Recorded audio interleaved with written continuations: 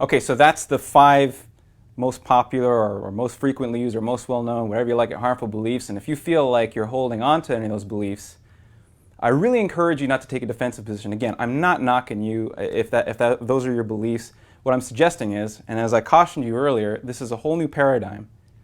This is a different way of thinking, and you have to let go of that old stuff that you've been really cherishing, but maybe you never really took it a critical eye to. The importance, again, of which is the thinking is what's going to get to your results because of the behavior and the habits. That drives your bottom line there. So this new thinking is the direction I want you to go in. And what I want to turn to now is a very popular saying. This saying is probably the most important because it tells you about your relationship to money. The saying is, time is money. There's a lot of, throughout our history, there have been even, let's call them paradigm shifts with regards to money.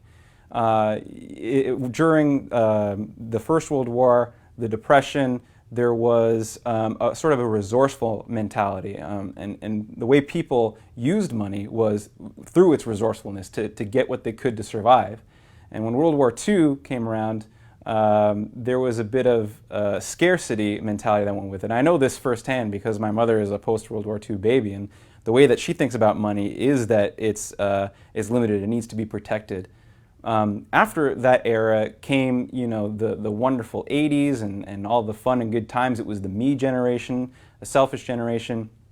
And now we're in this age where there's unprecedented levels of debt. There's so much consumerism, so much spending. It's become the cultural norm for us. But it wasn't a long time ago. So to tie it all back together, this idea of time is money, I want to ask you a very important question here. Because a lot of us say, oh, I can afford it. My question is, have you really ever bought something with money?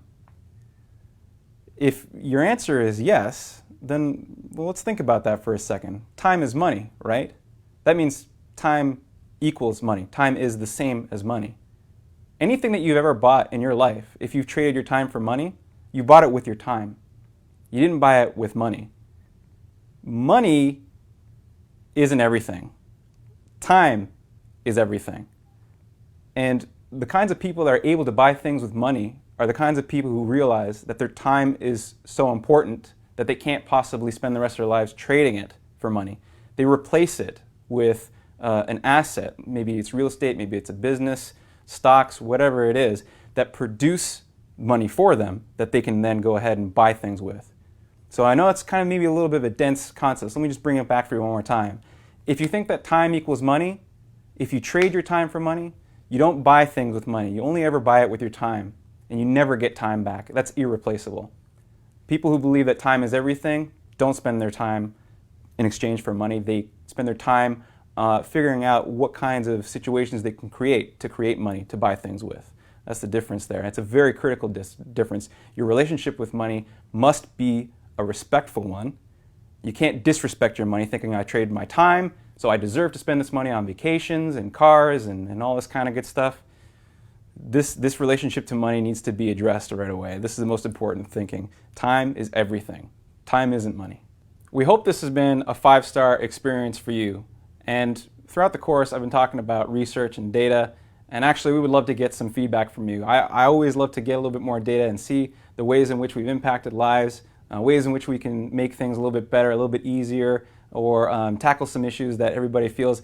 There's a community about Udemy that we would like to expand, and it only happens by getting the feedback from you. So if you could participate with us and let us know by leaving some comments, we would really appreciate it, and we only use it to make the experience better for you in the future and for other students across the world.